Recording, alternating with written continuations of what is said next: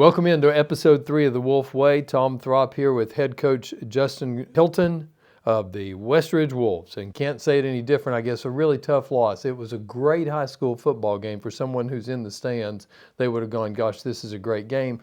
We don't necessarily think that. We came out on the short end. Having a little bit of time to reflect and look back on it, it was a good game. It was a tough loss for us. A lot of things we can glean from it and get better at.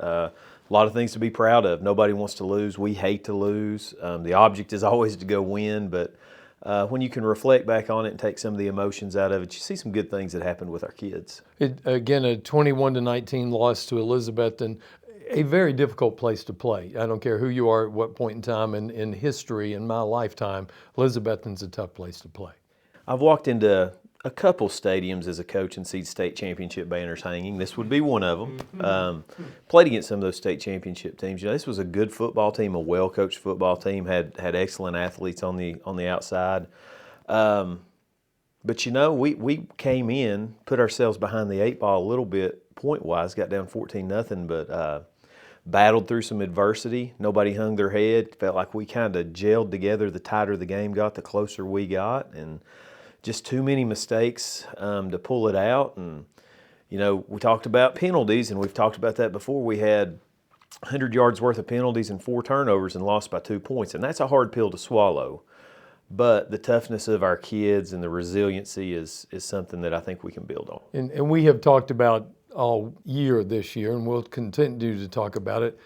Effort and character both show up, and that's what you're talking about right there. The effort never waned, and in fact intensified, it seems like, and not that you weren't intense when you walked on the field to start, but the character of these guys shows through every week. I think that, you know, anybody on top of the mountain when things are going good can handle things and be happy and do it and play hard. But when things go bad, your true character gets revealed. And we had some tough moments there. And again, never saw finger pointing, never saw heads drop, just saw people digging their heels in the ground, supporting each other and trying to go back to work and make something happen. And we about did. We'll talk a little bit about the game, then we'll get talking about the homecoming game, which is forthcoming. Elizabethton is a team that wants a good, solid, balanced offense, and they came out throwing to kind of establish the pass early. Great coverage by your defensive back. Speaking as a former defensive back and the father of 3 that played defensive back, your guys were right there where they needed to be. Just outstanding offensive plays by Elizabethton. When you're 6'4" at receiver and you're 5'9" at corner, it's a challenge already when you start to line up. And we put those guys on an island out there, and we challenged them to be physical with those receivers and make it tough for them to make plays. Those guys made 3 or 4 catches that we were in great position on, and they just made a better play. Yes. You know, I think the quarterback had 200 and some yards throwing. We limited them to under 80 yards rushing for the game. And, you know, in the end, they really just made 1 or 2 plays more than we did. Again, we wanted to make them one-dimensional. I feel like we did that. We made them throw the football, and right. Had a bunch of third down stops, had a bunch of red zone stops, forced some field goals that they missed, and right. You know, our defense again bent a little bit but didn't break. And offensively, we still come up with almost 300 yards rushing and about 100 yards passing. It's still a, you know, it was turnovers and penalties. Yes, and you again, that sort of game that you look at it, boy, that was a great high school football game. We just didn't have enough points at the end. Your defense did play great. Linebackers, to me especially, because as you said, they really shut down the run. The big running back that Elizabethton's had, and he's been a 2.5-year starter. Quarterback's been a 3-year starter. They've got experience there.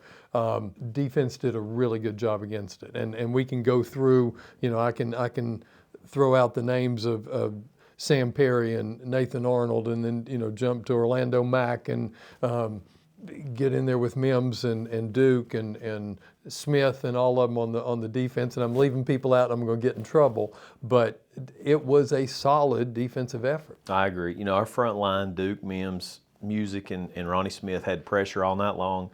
Nathan Arnold got some hits on the quarterback that affected him. I felt like Sam Perry ended with 13 tackles, had a tackle for loss and a forced fumble. You know, he was our defensive player. Sam Perry was our defensive player of the game. Mm-hmm. Nathan Arnold was the alpha wolf this week. you know. And again, they did. They played well defensively. And the big thing that a lot of people don't notice is Sam Perry gets us lined up. Yeah. Elizabethton probably had somewhere between 17 and 19 different formations. And Sam got us lined up and checked us into the right thing every time. He's so smart, has a high football IQ, and really leads that defense. Super proud of him and proud of the effort our guys gave defensively. Across the board. And again, we touched on the defensive backs, did a really good job. The passing yards were there, but the defensive backs were in position to make plays. Yeah, Braylon Vance coming up and supporting us on the run. Caleb Madd made a great interception. Unfortunately, there was a little laundry on the field. Corners held up, and we played multiple guys at corner throughout the game. Again, those guys made some exceptional plays with us really all over them. Yes. But yeah, I mean, always room for improvement, but not upset with the effort or how we played. On the offensive side of the ball, you touched on it a few moments ago. We passed a little bit more than what we had the first two games of the season, and part of that was we've talked about the patience and execution with the offense, and it's going to be a play, maybe a 2 or 3 yard gain to be able to break one later. They walked basically 9 guys up to the box and said, okay, Amix was player of the week last week on TV. Let's try to stop him. And early on, they did a pretty good job with him. They did. You know, it's the first time we had seen a 6-2 box with the safety walk down in there and make it a 9-man front. And you're right, they limited Amix early. Again, he still ended up with almost 80 yards rushing. And then Justice did a good job of taking what they gave us. I think he had 158 yards rushing and a touchdown and threw for about 100 yards. And we did make them pay. They walked up early on. We hit Jackson Walsh on the long one down the middle. Yes. And JP made a good catch on a slant play. At the end of the game, we kind of put ourselves in a bad position where they knew we were going to throw it. We got into something that typically we don't do and had an interception there.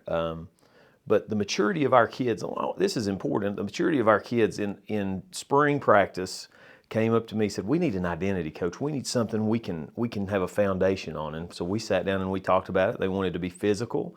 They wanted to be fearless. And they wanted to come out and establish the run, be a hard-nosed football team that's smart and disciplined. We've talked about all that before. Yes. That's basically what our offense is right now, and our defense is as well. And that is just what those kids have bought into and what they want to do. And you saw late in the game when people probably felt like we should be spreading it out and distributing the ball, what were we successful in? We got back in what our identity is, what our players believe in. We take that thing down there to the 2 yard line again, put ourselves back in position. We score, attempt the onside kick. We don't get it. We end up 2 points short. But our kids believe in what we're doing, and that means a lot. Absolutely. There's no doubt about that. And I'm going to go back to a little bit. You had the defense keying on Amix. It allowed Justice at the quarterback position and forced him to make some other decisions, which were successful decisions. Then you hit the second half, and Amix starts getting some creases that take place. And again, good decisions as to where Justice puts the ball. We've talked about wearing people down as the game goes on. That was successful for you. Again, part of the toughness, part of that identity that you're looking for. Offense performed very well. They did, and we never want a kid to be hurt, and we never say, that an injury is not a true injury. But our guys take pride in the fact that we weren't laying all over the field cramping. Yeah. Play got stopped quite a bit, and it wasn't for our guys. Right. Conditioning is something we feel like we control, and we feel like we are a well-conditioned, disciplined team. And again, we take pride in those things. So you're right, and our slots, our A-backs, Justice was pulling it and getting some yards, but he would pitch it out there to Orlando Mack or Brody Fields or Dayton Brown or whoever that wing may be, and our receivers were blocking again, and they had to make a few plays. But other people are going to have to make teams pay if they focus on Amix, and that's what we got to continue to do. Absolutely. And the Wolf Way has been the opportunity for options, and not just with the option play, but a little pun intended, but it has worked extraordinarily well for 3 straight weeks. It has, and like I said, when teenagers believe in something, they're dangerous. Yes. And our guys believe in it, and they practice every day, and we have been consistent and dedicated and something to be proud of. Also, throw this out there, the 43-yard touchdown by Justice was the WJHL play of the week, which is kind of cool to get recognized in that regard as well. And he had kind of the whoopsie daisy sort of move on somebody stopped and they went flying by. But part of the not quit scenario, it's having to come back and make something happen late in the game, and it did. Agreed. You know, Orlando Mack had the hit of the night on JHL Yes, too. So yes. 2 sophomores making big plays, you know, so it's great. Special team battle, we talk about that each week. Elizabethton had a great kicker, put all their kickoffs into the end zone, big leg, missed field goals, as you said, put them in position for field goals, stopping them in the red zone, making them try to kick, and he did miss them. We were very solid with our punts. Once again, coverage was good. Had a field goal by Carter Hobbs blocked, an extra point by Samuel Burris blocked. Not necessarily the fault of the kickers, which is not necessarily something that people see from the stands, but it is something that sort of further indicative of everybody has a job to do, that it may not be somebody catching a big pass or making a big pass or making the big tackle. Every single block and every single play, there are 11 guys out there with a job to do. The old cliche, it's a game of inches, has never been more true, and it always seems to rear up, you know, and show itself at an opportune or unopportune time. Yes. Again, good snap, good hold, good kick. Somebody missed an assignment. You know, and those things are things we've gotten on the film, we've corrected. Don't anticipate we'll have the same mistake to be made again, and that's all you can do. Once you mess up, you correct it, you move on, and you do better, and I think that's what we're going to do. Special teams-wise, again, attempted an onside kick. We were unsuccessful with it, but gave ourselves a chance right there with it. And like you said, really every other phase of the kicking game was pretty good. Yeah, absolutely. And Burris was able to come back and hit an extra point later, again, so those who had not necessarily done their job on the first 2 kicks, it was successful on the third. Again, an outstanding effort. The character shown is the Wolf way. That's something these guys are playing for their teammates. They're supporting their teammates. They're encouraging their teammates. And from a lay perspective, following coaching in a very solid way. Again, the Wolf way. We appreciate that, and I tell you what, it means a lot to have those fans in the stands. Boy, it was packed. They were loud. They were a little rowdy at times. It was great. You know, the community's out behind us. Dr. Leia, all the administration down there, Dr. Hughes, Mr. Wilburn, Dr. Whitinger, board members were at the game. It's just, you know, it's a true community of folks that want to see these young men be successful. And you've said it, I've said it, we've heard other people say it. It's something special when you see this many young people trying to do something great. And they were trying to be great Friday, and they were hurt. When we got beat, they were hurt. But we always tell them, if it doesn't hurt, you didn't invest very much. That's right. And they've invested. Yeah, no question about it. And again, pleasure to watch. It is a fun team. And part of that is because of the character and the togetherness and the effort that is shown each week. This week is homecoming week. We've got the Hardin Valley Academy Hawks coming. They're 2-1. They are a 6A Region 2 team. It could be somebody we see in the playoffs and hopefully do. They beat Carnes pretty big, 45-25. They beat Morristown East 34-0. They lost to Bradley Central 49-0. So they put some points on the board, and they've been shut out also. Tell us a little bit, if you will, about Hardin Valley. It is. It's a big school. I think they got 2,300 students.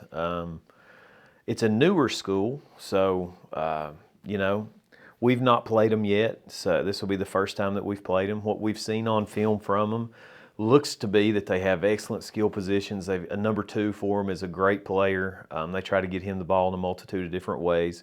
Offensive line is sound and solid. Quarterback likes to throw the football. They will take some shots, getting a lot of different formations. Defensively, their defensive coordinator actually coached with me at Sullivan South in the early 2000s, Ryan Minton. He's been at CAK in a couple different places, so that'll be neat to have him back up this way. Defense is sound and aggressive. They're going to force you to do something you don't want to do. I assume they'll pack the box on us and see if we can do something with it. So challenge will be there again to see if we can bust Amix loose, or if those other guys are going to be the playmakers on the perimeter. And their kicking game is solid. Not sure they have a kicker quite like Elizabethton that was putting it in the end zone like that, but we should have the opportunity for some returns, and it should be a good football game. It should be a great competitive football game on the Ridge. Everybody loves homecoming except for the head coach, and I'm trying to enjoy it, but all these distractions. But yeah, it's for everybody to enjoy, and we hope everybody will come out and be a part of it. You've read my notes because I was going to say homecoming week is that wonderful high school experience where there's so much going on, and we at Westridge do a great job of getting the kids out and things for them to do, exciting, memorable activities that hopefully when they're my age they'll go, gosh, I loved homecoming, but. And it does culminate in the football game, but there are distractions all week long. I know that you've got at least 3 of your starters on the homecoming court, which is, again, responsibilities for them during the course of the week and all that sort of stuff. To their credit, those 3 came to me and said, how do we want to handle this? Okay. So Dr. Leo and I sat down. We made up a plan that's going to be good for the football team, going to be good for the young men, and going to be good for the ladies that they're escorting. So we think that the maturity on their part to have great communication is going to help with that. And again, I think that helps limit the distractions that we've got a mature team. Absolutely. Great job. Great week against Elizabeth, and we're looking for a great week against Hardin Valley. And the Wolf way to victory is what? Again, I think the recipe never changes. I think that we've got to limit penalties. We've got to limit turnovers. Establish the ground game early, throw the ball when we want to throw the ball, take things that they're giving us, and then defensively, and this is a goal we have every week, we want to out-hit our opponent. Yeah. If we out-hit our opponent, then we're going to be okay. Happy homecoming, Coach. Sounds good. The Wolf Way comes back again with you next week. We'll talk about the homecoming game when we see you on the Wolf Way.